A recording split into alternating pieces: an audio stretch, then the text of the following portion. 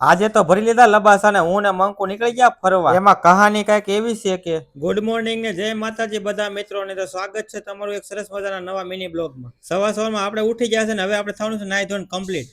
કારણ કે આજે આપણે જવાનું છે મારા સસરાના ઘર તરફ. અને પછી હું ને મંકુ ને અમારા તક્ષિલભાઈ અમે ઉપડી ગયા અમારા હારાના ઘર. મંકુ તો એના મમ્મીના ઘરે જાય છે તો કેટલી ખુશ છે જોવો તમે. થોડીક એવી ગાડી આલી ને ત્યાં તો આવી ગયું ફાટક. અને અમે તો કરી લીધો થોડોક એવો આરામ ને પછી પાછા નીકળી જાય ગાડી લઈને. અને આપણે થોડીક જ વારમાં પોગી જાય મારા સસરાના ઘરે. અને બધા રમાડવા મળ્યા તક્ષિલભાઈ ને. ત્યાં તો થઈ ગયો જમવાનો ટાઈમ ને અમે પછી બેસી ગયા જમવામાં હતો બદામ શેક ને પછી આપણે તો ખાઈ લીધો બદામ શેક. બહુ મસ્ત હતો, ખાવાની તો મજા પડી ગઈ. મને પણ મજા આવી ગઈ.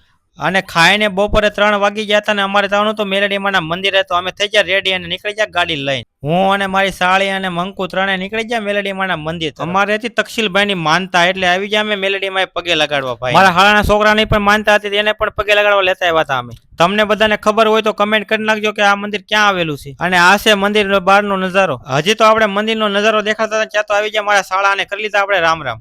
અને પછી મંદિરેથી આવી ગયા ગામમાં ને ખાઈ લીધી પાણીપુરી. આપણે તો કઈ પાણીપુરી ખાવી નહોતી એટલે આપણે સાના માના બેઠા. પાણીપુરી ખાઈને આપણે તો આવી ગયા ઘરે ને જો તમે મંકુના ખેલ ગાંડા કાઢે છે. હવે મળશું નેક્સ્ટ વિડીયોમાં. ચાલ લગી ટાટા બાય બાય.